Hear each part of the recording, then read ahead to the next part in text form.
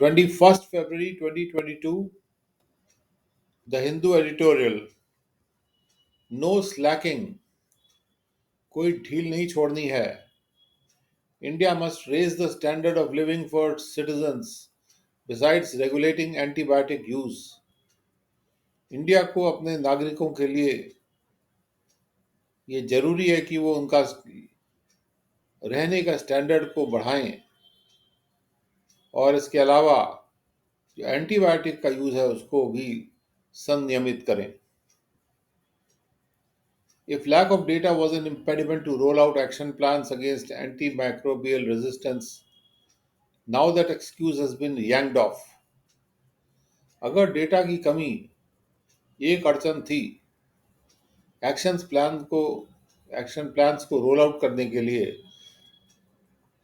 Anti microbial resistance के खिलाफ, तो अब ये जो बहाना है ये हटा दिया गया है, यानी कि डेटा अब अवेलेबल है. यांक ऑफ करना मतलब झटके से हटा देना. The recent publication of the Lancet's Global Burden of Bacterial Antimicrobial Resistance, an elaborate and studied estimate validated by using counterfactual analysis for the first time, comes at a time when the world, weary with battling COVID 19, seems to have lost steam to mount a robust AMR policy. हाल में जो प्रकाशन हुआ है Lancet का global बोझ जो है bacterial anti microbial resistance का, इस नाम से जो एक बहुत ही विस्तृत और स्टडी करके जो अनुमान किया गया है और जिसको वैलिडेट यानी कंफर्म भी किया गया है काउंटर फैक्चुअल विश्लेषण के द्वारा, पहली बार ये जो लैंसेट का जो पब्लिकेशन आया है ग्लोबल बोझ पे बैक्टीरियल एंटीमाइक्रोबियल रेजिस्टेंस के बारे में, ये ऐसे समय में आया है जब दुनिया जो कि थक गई थी कोविड 19 से युद्ध करते करते, ऐसा प्रतीत होता है कि उसकी एनर्जी खत्म हो गई थी कि वो कोई भी रोबस्ट मजबूत एएमआर पॉलिसी को माउंट करती, यानी कि उसको उसकी शुरुआत करती, ऐसी नीति बनाती हो. But the report makes it clear that no slacking can be allowed on this front any longer. लेकिन रिपोर्ट ये बात साफ करती है कि इस मामले में, इस फ्रंट पे कोई भी ढील नहीं छोड़ी जा सकती अब और. It estimated that a 4.95 million deaths were associated with bacterial AMR in 2019 alone. ये रिपोर्ट ये अनुमान लगाती है कि 4.95 यानी करीब करीब 5 मिलियन मौतें हुई हैं. इसको आधा करोड़ मौतें भी कह सकते हैं, जो कि बैक्टीरियल एंटी माइक्रोबियल रेजिस्टेंस की वजह से हुई है 2019 में केवल. It also identified the pathogens and pathogen drug combinations that cause such resistance. इस रिपोर्ट ने उन पैथोजेंस को, पैथोजेंस यानी कौन से वो कीटाणु हैं, कौन से वो बैक्टीरिया हैं, या कौन से वो पैथोजन ड्रग कॉम्बिनेशंस हैं जो कि इस रेजिस्टेंस को का कारण बनते हैं, उनको भी आइडेंटिफाई कर दिया है. Bacterial AMR occurs when the drugs used to treat infections become less effective as a result of the pathogens becoming resistant to the drugs. Bacterial antimicrobial resistance तब होता है जब जो दवाइयाँ ली जाती हैं इन्फेक्शंस को ट्रीट करने के लिए, वो इस वजह से कम असरदार हो जाती हैं, इसके रिजल्ट में कम असरदार हो जाती हैं, क्योंकि पैथोजेंस जो हैं वो रेजिस्टेंट हो जाते हैं टू द ड्रग्स.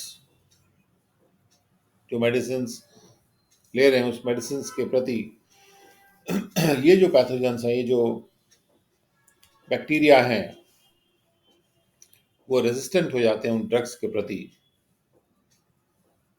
और इसलिए उनका फिर घातक असर होने लगेगा,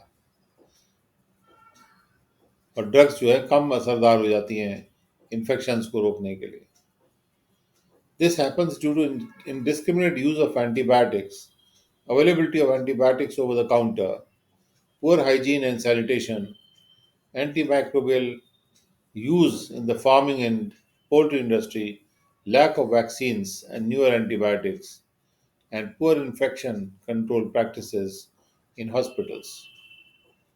और ये इसलिए होता है क्योंकि हम धड़ल्ले से बिना किसी ये सोचे कि कहाँ करना चाहिए इस्तेमाल, कहाँ नहीं करना चाहिए एंटीबायोटिक्स का इस्तेमाल, हम करते चले जाते हैं, इनडिस्क्रिमिनेटली करते चले जाते हैं, ये नहीं सोचते कहाँ करना चाहिए कहाँ नहीं करना चाहिए।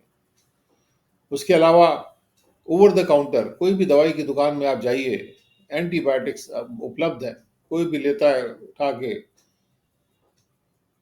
वो मुंह में पील डाल लेता है। पुअर हाइजीन है और पुअर सैनिटेशन है। हाइजीन यानी हेल्थ कंडीशंस अच्छी नहीं है, सफाई अच्छी नहीं है। एंटी माइक्रोबियल यूज हो रहा है, एंटी माइक्रोबियल जो मेडिसिन हैं उनका यूज हो रहा है फार्मिंग में और पोल्ट्री इंडस्ट्री में भी, यानी एंटीबायोटिक्स का यूज हो रहा है। जो एंटीबायोटिक्स हैं वो हमारे माइक्रोब्स को मार देते हैं, जो बॉडी में जो माइक्रोब्स हैं उन्हें मार देते हैं। उसके बाद वैक्सीन्स की भी कमी है, और नए एंटीबायोटिक्स आते नहीं हैं। पुराने एंटीबायोटिक्स के प्रति बॉडी जो है वो इम्यून हो जाती है, उसका असर कम हो जाता है समय के साथ साथ, और नए एंटीबायोटिक्स आते नहीं हैं। और इसके अलावा इन्फेक्शन कंट्रोल की जो प्रैक्टिसेस हैं जो हम फॉलो करते हैं वो बड़ी पुअर है इन हॉस्पिटल्स में। While data on exact number of deaths might not have been available, there was no doubt about the alarming nature of the associated mortality and morbidity. जबकि एग्जैक्ट कितनी deaths हुई हैं इस पे data हो सकता है उपलब्ध ना हो, और ये केवल एक अनुमान ही हो कि भाई 4.95 मिलियन डेथ्स हुई हैं। लेकिन इसमें कोई संदेह नहीं है कि जो इस मामले से जुड़ी हुई मॉर्टैलिटी है, यानी जितने लोग मर जाते हैं, मॉर्बिडिटी है, यानी कि एवरेज कितने लोग मर रहे हैं पर समय में, किस हद तक मौत हो जाती है जल्दी, इसका नेचर अलार्मिंग करने वाला है, एक अलार्म बजाने वाला है कि हमें चकित करके और डराने वाला। इसका इसमें कोई नेचर है, इसमें कोई डाउट नहीं है। एंड येट, और फिर भी कुछ ही देश हैं जिनके पास कोई पॉलिसी है इस परनिशियस प्रॉब्लम को, इस विकेट प्रॉब्लम को काउंटर करने के लिए, इस बदमाश प्रॉब्लम को काउंटर करने के लिए, कि का मुकाबला करने के लिए। In 2008, when the NDM1 enzyme that renders bacteria resistant to a range of antibiotics was traced back to India, it serves as an urgent call for action. 2008 में जब NDM1 एंजाइम जो कि बैक्टीरिया को रेजिस्टेंट बना देता है कई antibiotics के प्रति, इस एंजाइम को इंडिया में ट्रेस किया गया था, वापस इंडिया में ट्रेस किया गया था कि ये एंजाइम इंडिया से निकला है। It served as an urgent call, और ये भारत के लिए एक एक्शन लेने के अर्जेंट कॉल था। India released its own AMR action plan in 2017। Bharat ने अपना एएमआर एक्शन प्लान 2017 में रिलीज किया था, and announced a task force for implementation. और उस प्लान के क्रियान्वयन के लिए उन्होंने टास्क फोर्स की भी घोषणा की थी। By 2019, Kerala and Madhya Pradesh had rolled out state action plans. 2019 तक केरला और मध्य प्रदेश ने अपने अपने स्टेट के एक्शन प्लान्स रोल आउट कर दिए थे.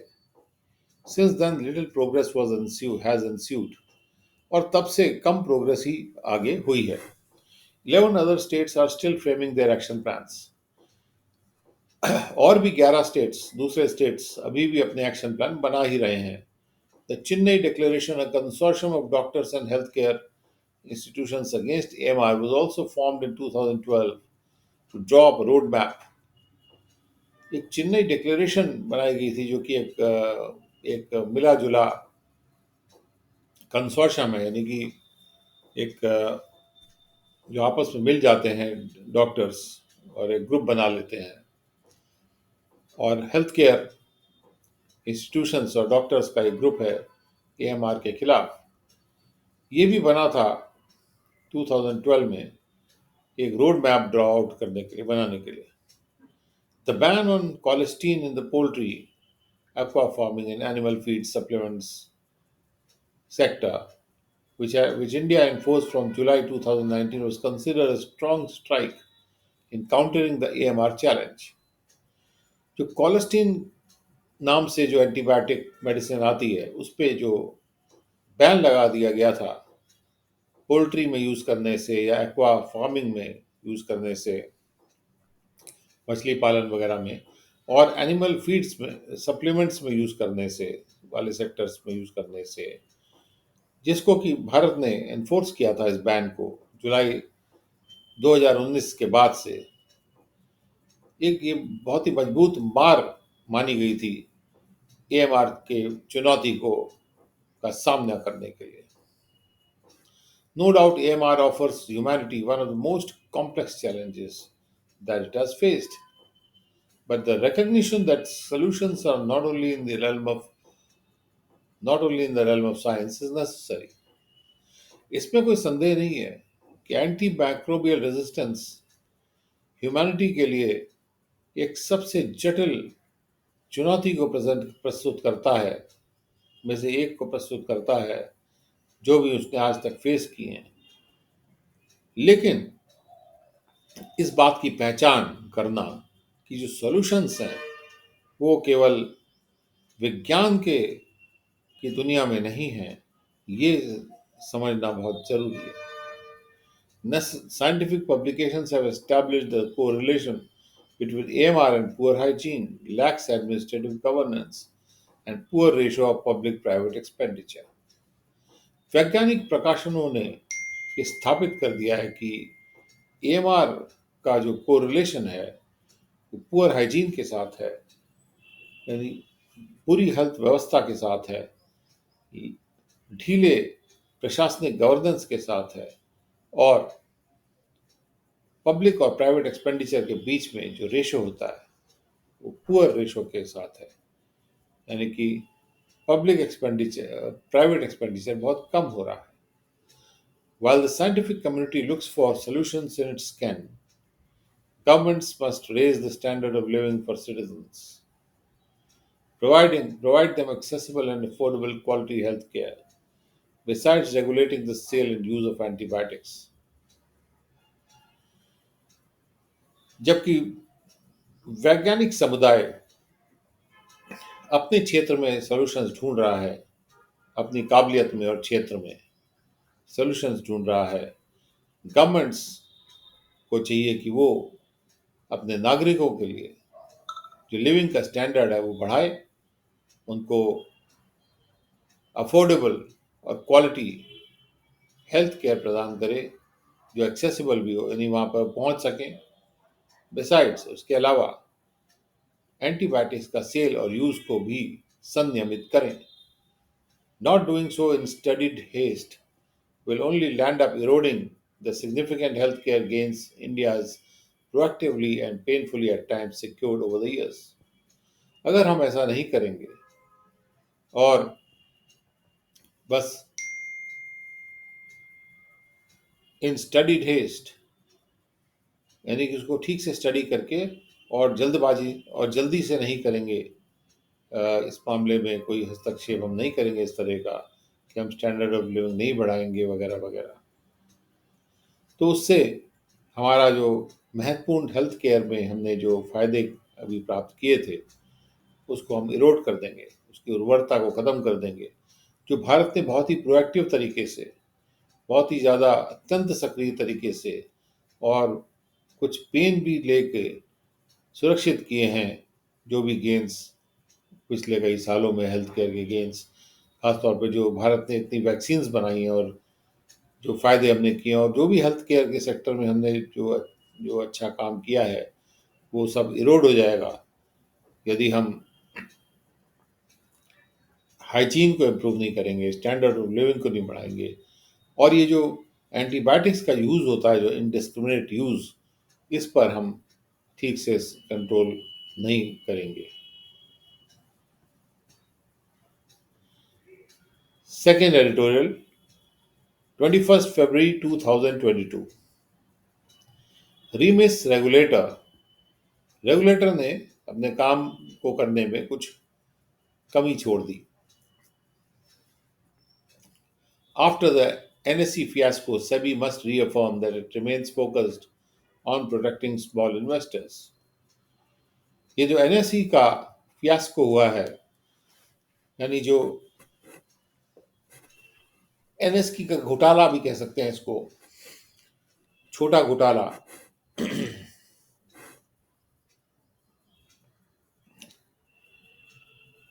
हालांकि देखा जाए तो ये बहुत बड़ा भी घोटाला है।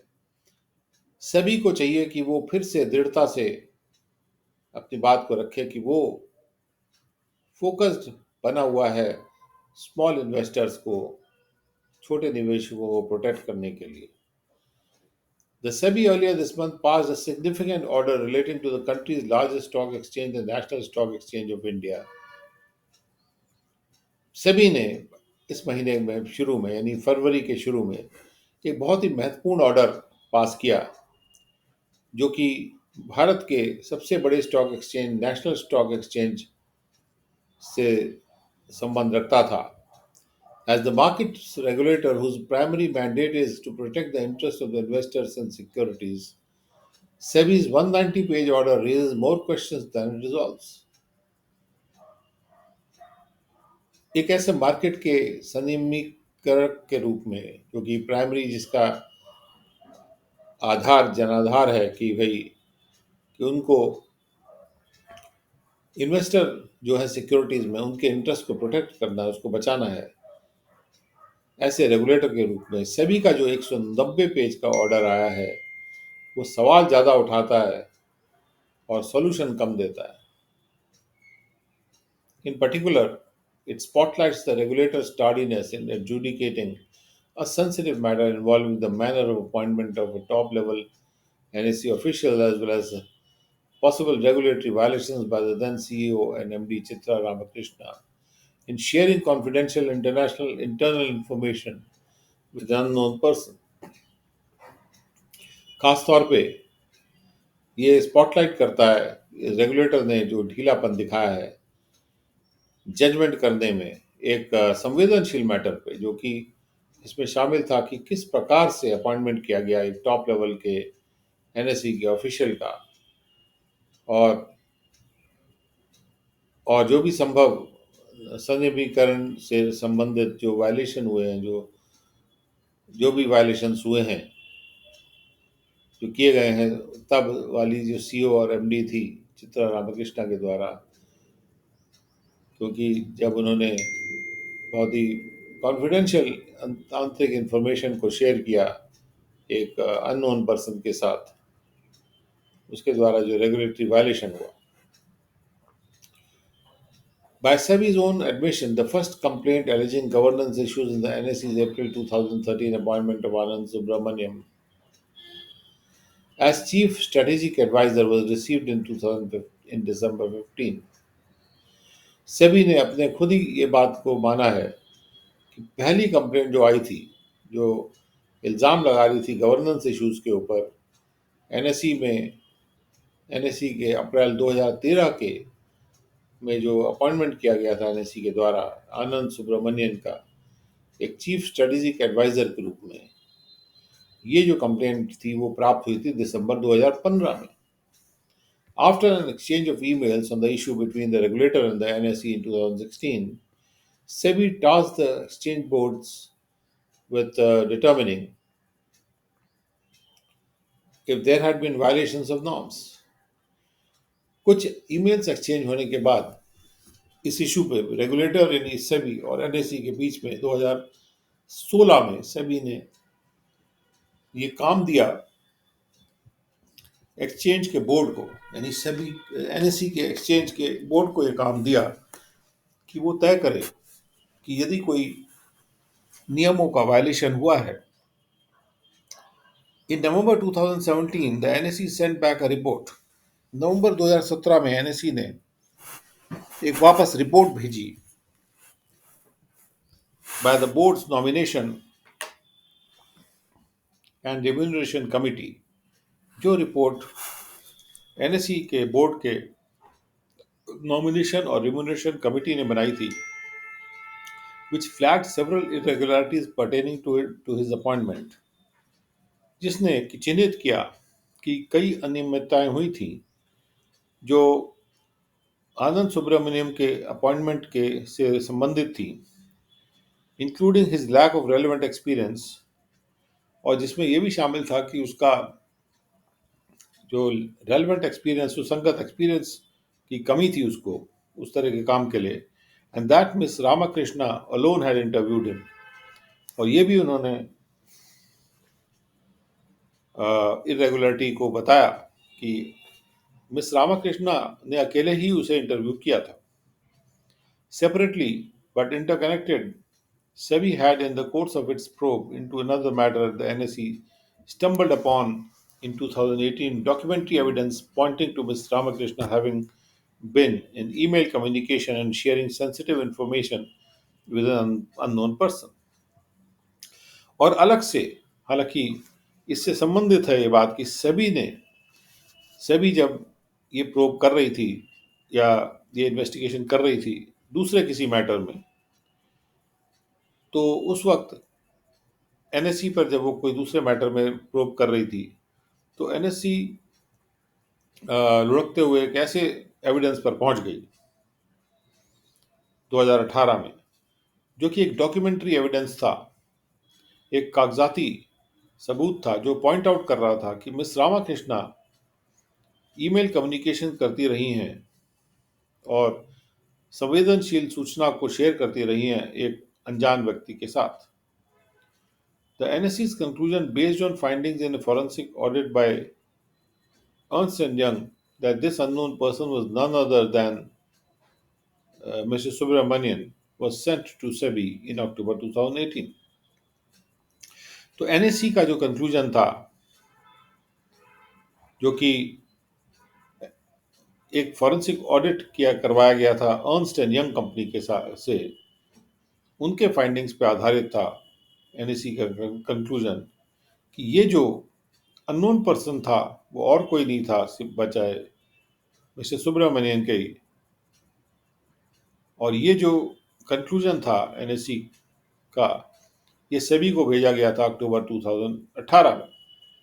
यानी सेबी ने एनएससी को कहा कि जब इस प्रोब में इस डॉक्यूमेंट्री एविडेंस पे वो लुढ़कते हुए पहुंचे तो उन्होंने एनएससी से कहा कि इसको प्रोब करिए. तो एनएससी ने अर्नस्ट एंड यंग से फॉरेंसिक ऑडिट करवाया कि ये कौन व्यक्ति है, और अर्नस्ट एंड यंग ने रिपोर्ट दिया कि भाई ये व्यक्ति और कोई नहीं है, मिस्टर सुब्रमण्यन ही है. फॉरेंसिक रिपोर्ट दिया उन्होंने.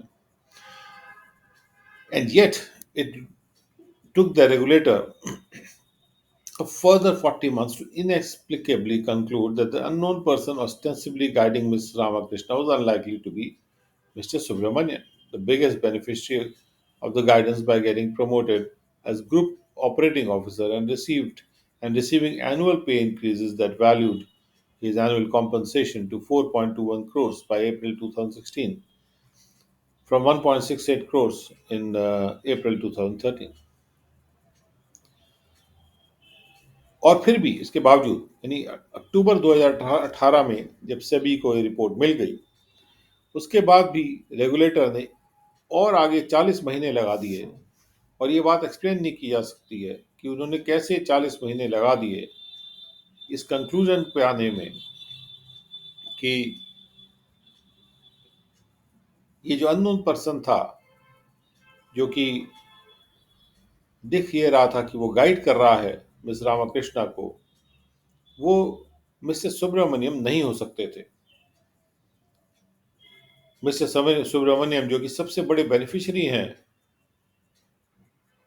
उसी गाइडेंस के, जो कि ईमेल के द्वारा दी गई थी मिस रामाकृष्णा को, क्योंकि वो प्रमोट कर दिए गए एज ग्रुप ऑपरेटिंग ऑफिसर।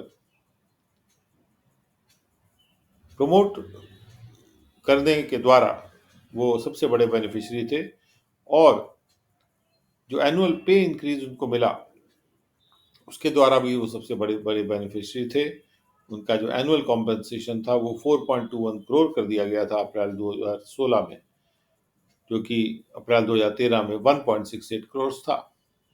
और ये कहा जाता है कि उसके अप्रैल 2013 से पहले वो 15 लाख का कोई नौकरी कर रहे थे सालाना। To be sure, SEBI acknowledges that it was hamstrung by the NSE's dilatory approach in responding to its missives. अगर हम श्योर हों तो SEBI ये स्वीकार करती है कि NSE जो डायलेटरी अप्रोच अपना रही थी, यानी NSE जो थी वो समय को खींच रही थी, उसके द्वारा, उसके वजह से सेबी थोड़ा सा, सेबी के हाथ पैर बंद गए थे।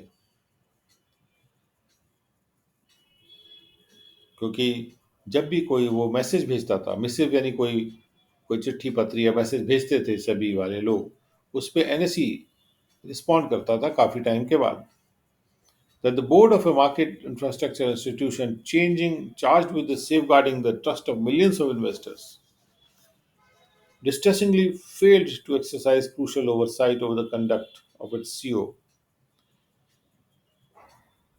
Apart, SEBI too hardly covers itself in glory. कि जो मार्केट इंफ्रास्ट्रक्चर का इंस्टीट्यूशन है एनएसई, उसका जो बोर्ड है, जिसको ये जिम्मेदारी दी गई थी कि वो मिलियंस ऑफ इन्वेस्टर्स के ट्रस्ट को सेफगार्ड करेगा, और ये बात डिस्ट्रेसिंग है, डिस्ट्रेस में हमको डाल देती है, यानी एक तरह से स्ट्रेस में हमको डाल देती है कि वो जो ऑर्गेनाइजेशन है एनएसई, वो फेल कर गई एक ओवरसी करने में अपने ही सीईओ के कंडक्ट के ऊपर। और ये बात तो अपनी जगह पे अलग है ही है, अपार्ट है कि इसके अलावा सभी भी अपने आप को कोई ग्लोरी में कवर नहीं कर रही है। The regulator spills far too much ink in almost voyeuristically sharing the contents of the email exchanges between Ms. Ramakrishna and her unknown guide, even as it concludes that it is unable to establish any specific loss caused to investors by the NSE and Ms. Ramakrishna.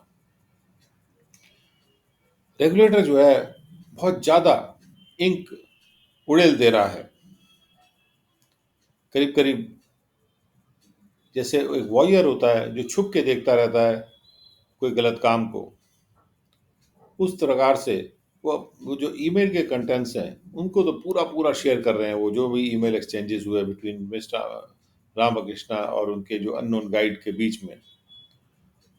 और साथ साथ उसी समय में वो जबकि एक conclusion ये कर रहे हैं कि सेबी जो है इस्टेब्लिश नहीं कर पा रहा है कि कोई स्पेसिफिक लॉज कोई इन्वेस्टर्स को हुआ था एनएससी के द्वारा या मिस रामाकृष्णा के द्वारा।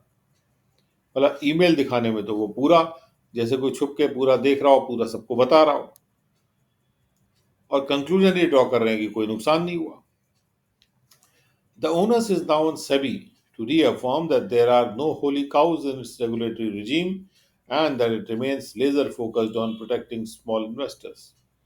अब जिम्मेदारी सेबी पे आ गई है कि वो फिर से असर्ट करे, अफर्म करे, दृढ़ता से इस बात को रखे कि उसकी रेगुलेटरी रिजीम में कोई होली काउज नहीं है जिनका वो बचाव करने, कोई सेक्रेड काउ नहीं है जिसका वो बचाव करेंगे, और वो लेजर फोकस्ड बने रह रहे हैं स्मॉल इन्वेस्टर्स को प्रोटेक्ट करने में ये बात सभी को अब रिफॉर्म करनी पड़ेगी, सभी के लिए अब ये एक जिम्मेदारी है।